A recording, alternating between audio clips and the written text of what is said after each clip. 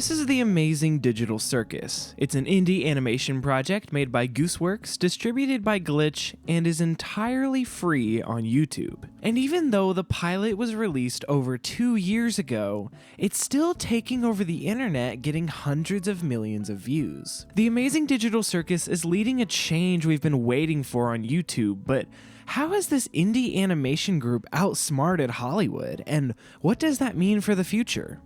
Well, let's talk about it. Digital Circus does something that Hollywood has been struggling to do for years now, and that's justify the medium. Okay, but what the heck does that mean? Well, to explain this, we gotta go way back.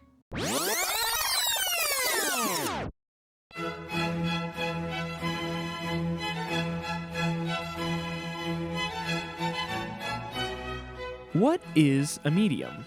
Well, in art, the medium is the substance used to create the art, like acrylic on canvas or pastel painting. But when we move into a digital space, these terms become slightly confusing. See, the plural of the word medium is media.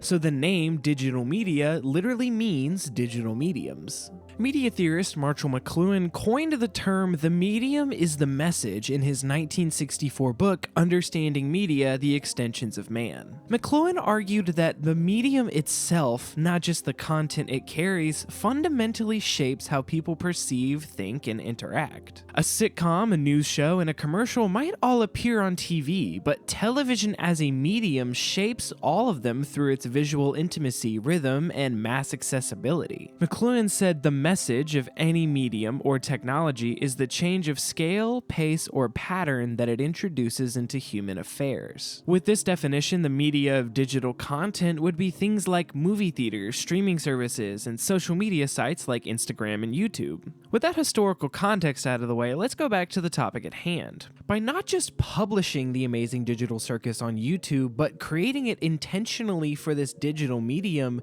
they've hit the nail on the head for connecting to a Gen Z audience in a way that Hollywood is struggling to do. I want to keep the mystery alive. What do you, the viewers, think it is?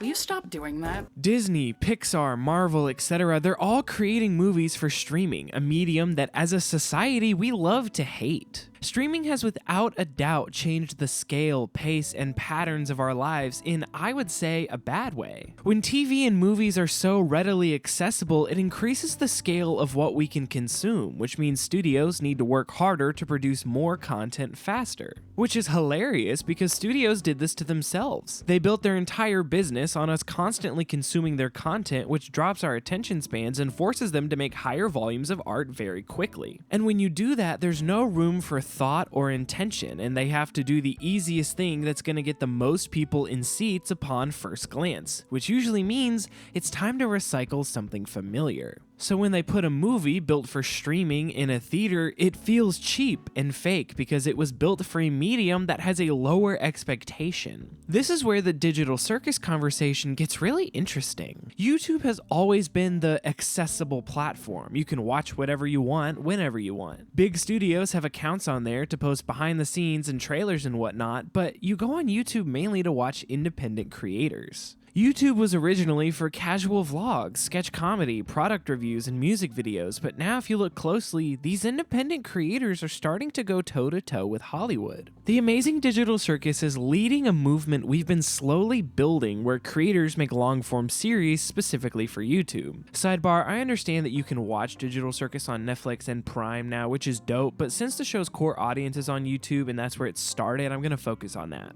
Digital Circus justifies the medium of YouTube by creatively integrating the constraints into their story and blending the tools of animation with internet culture. Why is it cringe when Netflix shows try to use internet humor, but when Digital Circus does it, it feels natural? If the medium is the message, then the message of watching the show on YouTube is that it was made by a small team as a labor of love. We feel like this show is more relatable because it's being presented in such a low-key way. It's not begging for you to laugh, it's not trying to relate so it can sell you something. It's simply being itself. The interactions between Kane and Bubble make me laugh so hard throughout this entire show. Beautiful night for a game, right, Bubble? Ah! That's a bad thing. Explain to Daddy Bubble how bad thing. I think that... Don't say that.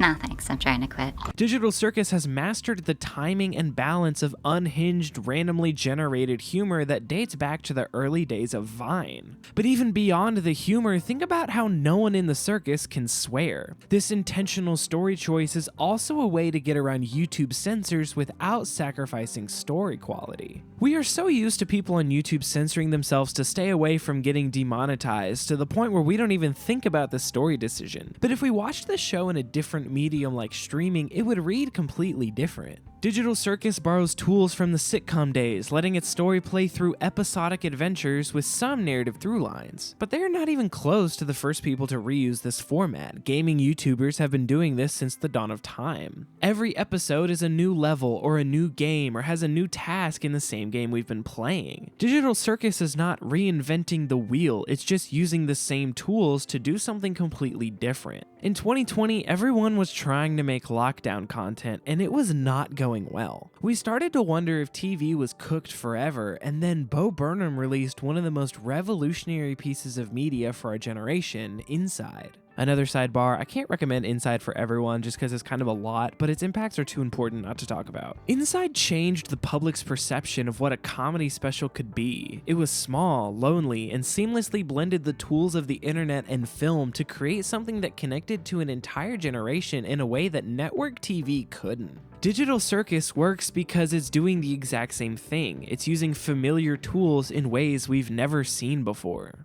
It's touching on the subject of feeling trapped, like you don't know how to connect to the people around you, and that a digital world that's marketed as a fun adventure is actually a monster you can't escape from.